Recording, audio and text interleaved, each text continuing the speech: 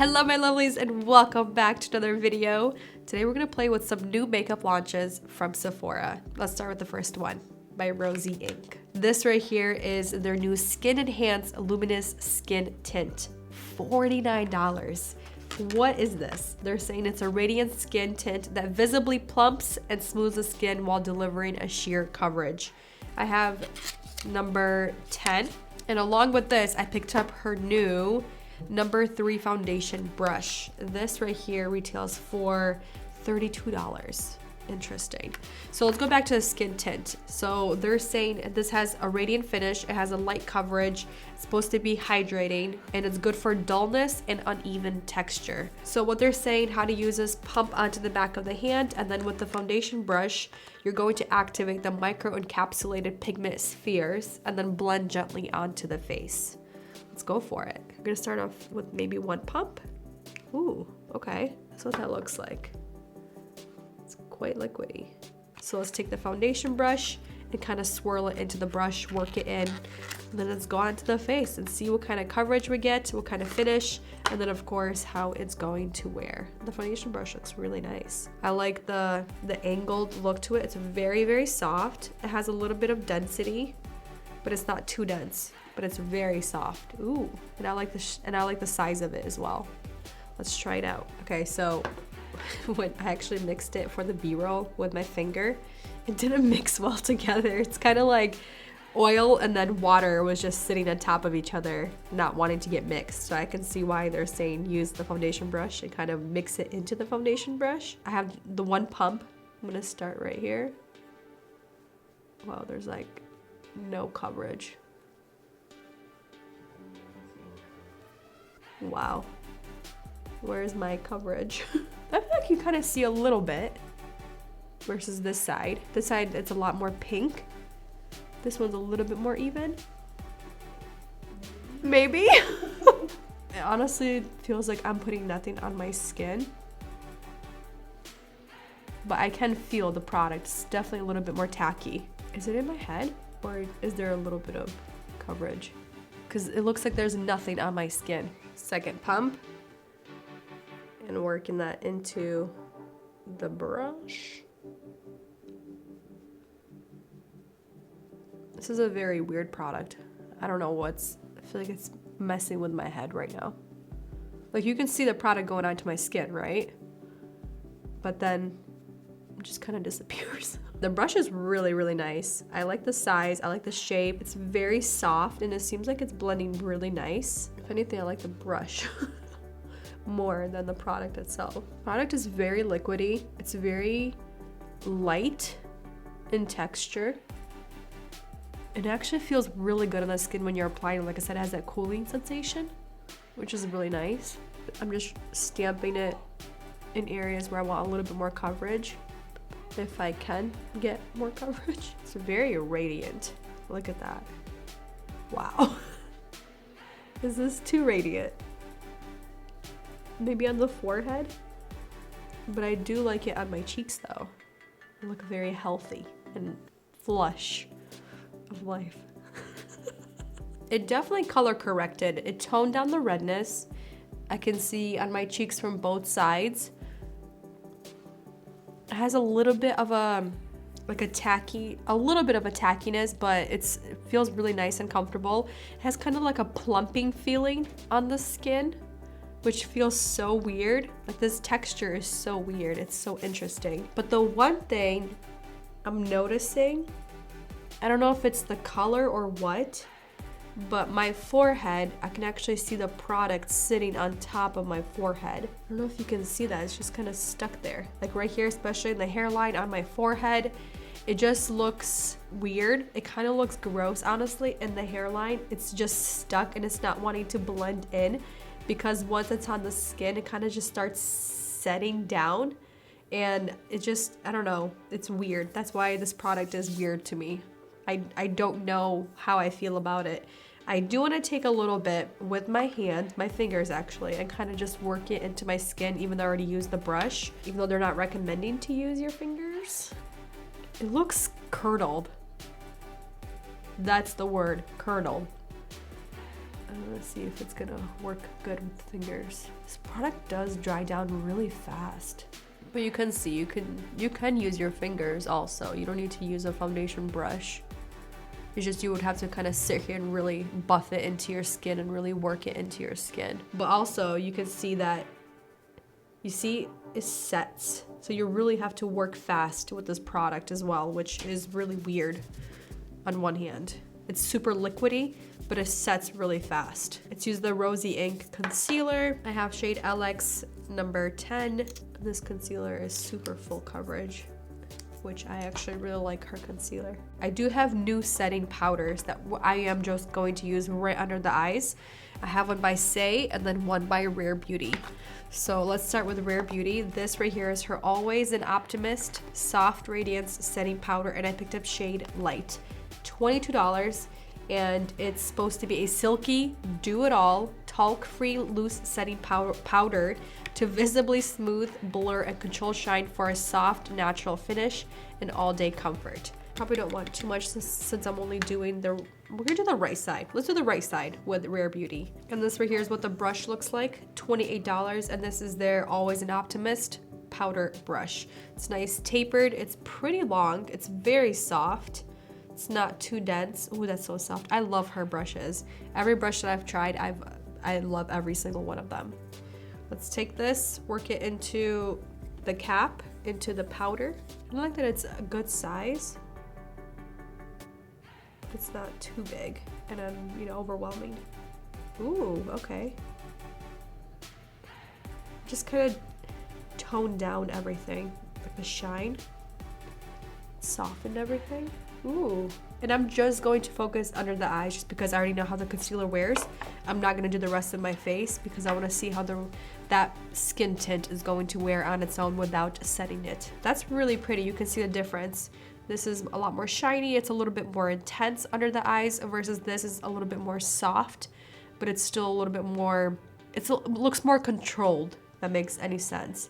And it's definitely a lot more blurred than this side. That's really pretty. And then on the left side, we're gonna play with the Say. This is their Air Set Radiant Loose Setting Powder. So they have very similar characteristics. They're both radiant, but they're going to set your makeup. This one right here, this is $30, so it's a little more expensive. This is a weightless and translucent loose powder made with a unique air cream technology that sets, smooths, and diffuses for a radiant finish.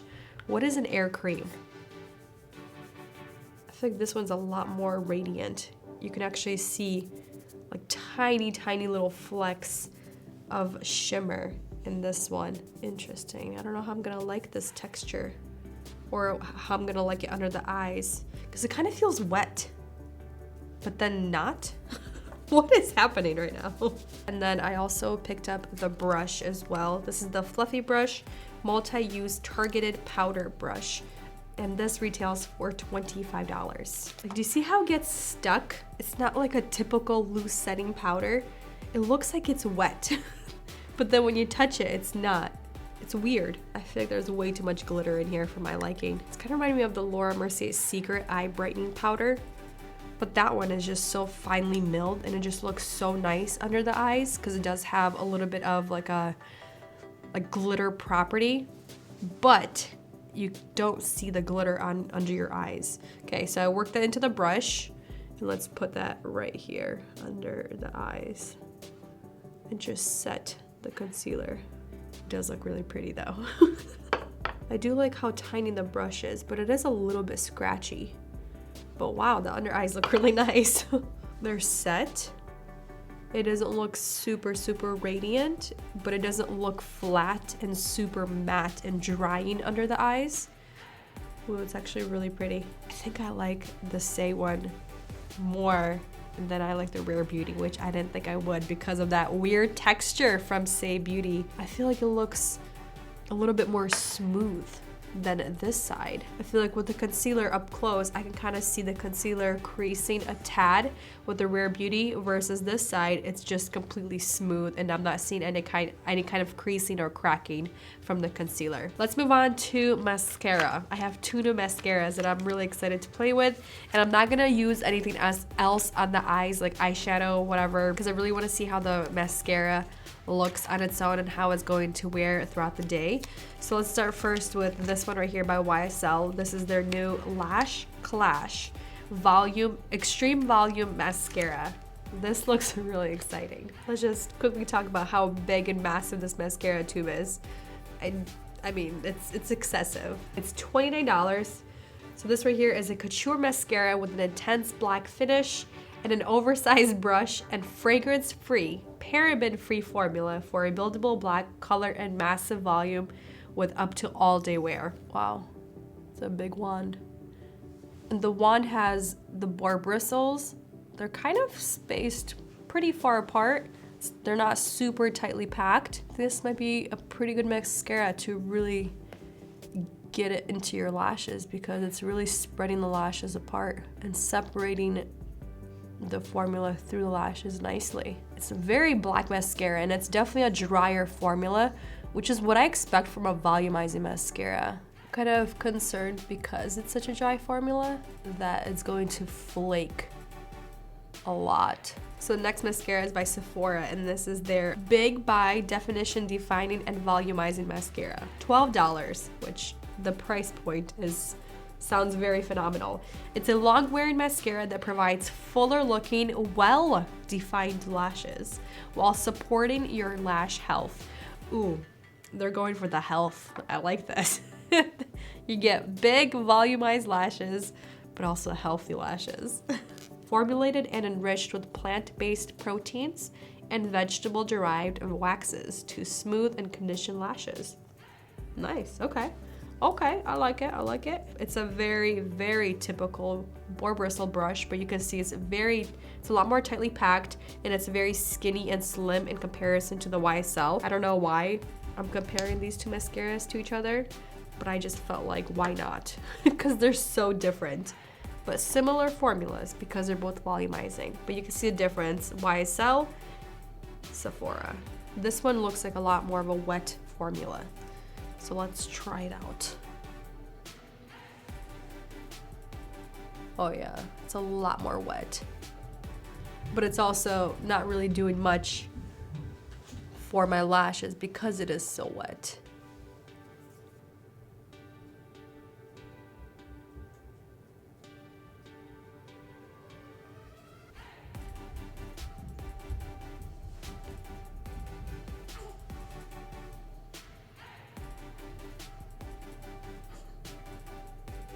Wow, it's like really not doing much for my lashes. All right, putting the second coat. I kind of gave them a little bit of time to dry just because of the formula. And this mascara is making my lashes look so wimpy.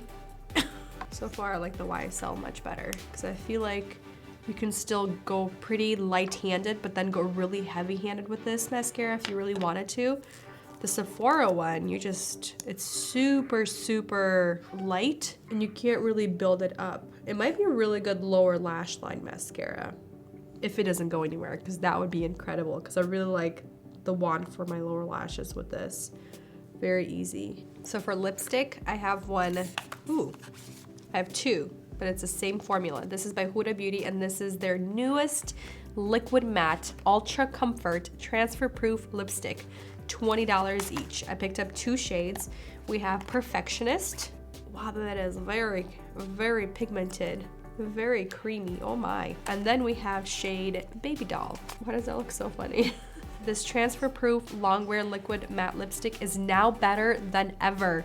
So they reformulated their liquid matte lipstick to make it extra comfortable on your lips, but also they extended their shade range to match all skin tones.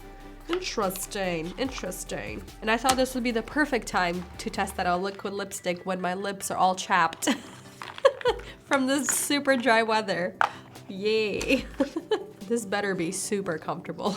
So they're saying to apply a very thin layer, wait 30 seconds, and then go in to create the optimum or your most very opaque coverage. You know what texture this reminds me of? Like a lip oil. It's kind of dry, but wow, is that comfortable. Oh my. Whoa, okay. It's comfortable right now. We'll see if I kind of just want to go with one coat. I don't know if I want to do a second coat. think I'm happy with that actually. All right, so I'm just gonna do the one layer. It's been 30 seconds. I wanna kiss the back of my hand. Oh. You can see a little bit. Kind of looks like lip liner, but in the center, very minimal amount of transfer, if any. So that's nice, especially having a little, you know, 2 babies that I can kiss on. I will say one thing. First impression, don't like this at all. And I made up my mind, I don't like it, because now that it has time to sit on my face, it's kind of bringing all of the qualities I don't want to see from a base product on my face. It's really exaggerating on all of my fine lines. It's sitting and just exaggerating all of the dry and textured areas. And I think maybe because the color is a little bit too light for my skin tone, it's just exaggerating everything a little bit more. But for it to have barely any coverage, it looks like Jackie and Andre were both saying, it looks like a powder mixed with a wet product, and it just doesn't look right the way it's sitting on top of my face. It's so weird, so weird. But the powders look very nice. This mascara side looks really nice with the YSL. This one on the Sephora side does not look really nice. It's not doing anything for my lashes. I'm really excited about this lip product because as of right now, very, very, very comfortable, but we'll see the way it sits and the way it wears throughout the day. Let's go for it. One and only update, just because not really liking how this base has been wearing since the very beginning. This is what we're looking like as a whole. You can see that I'm looking pretty shiny, and I kind of feel a little extra oily. I'm not liking the way it's feeling. I can kind of feel it just sitting on my face, the skin tint, and it does have that little slippy texture feeling. It has broken apart pretty bad.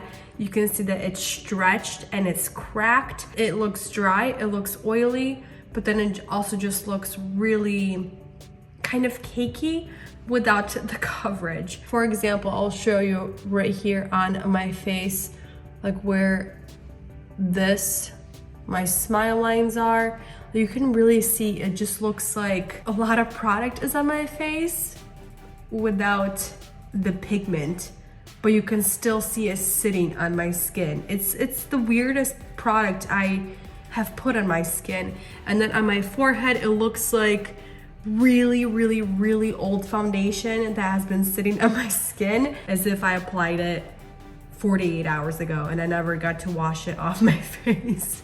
That makes any sense. I don't know. It's honestly the weirdest product I have tested in a very long time. Let me just put it this way. I'm not excited to keep playing with it. Moving on to the setting powders. I still think this side, the Say Beauty side, looks a little bit better than the Rare Beauty. It could be the concealers mixed in with the skin tint, but I do like the way my under eyes still look on both sides, but I do prefer on the Say Beauty side. I feel like it looks a little bit more smooth. But then moving on to mascaras with the YSL, because it is a drier formula, I was suspecting flaking, and I am seeing a little bit of flaking. You can see a little bit in the inner corner, a little bit underneath, a little bit of transfer. But honestly, pretty impressed there's not as much flaking as I was anticipating. So really happy with that. The one thing I will say, there's a little bit of transfer from the mascara to my upper lash, to my upper eyelid. Right here you can see. This side, it hasn't transferred anywhere because it looks like I have no eyelashes. So there's not much transferring happening. Moving on to lips, you can still see there's a decent amount left on my lips. It looks like I have lip liner on still, a pretty decent amount. Not bad for what I applied and how it lasted. I had a really greasy pepperoni pizza for dinner, so pretty impressed that at least some of it is still on my lips. It was pretty comfortable for the most part, but you could feel the liquid lipstick on your lips the entire time, and I still feel the liquid lipstick basically where it still is. It's kind of has a tightening sensation like any other liquid lipstick does, but this one is a tad more comfortable. Just a slight hair more comfortable. I'm gonna leave it here. Thank you for watching and spending time with me, and I'll see you next one very soon. Bye.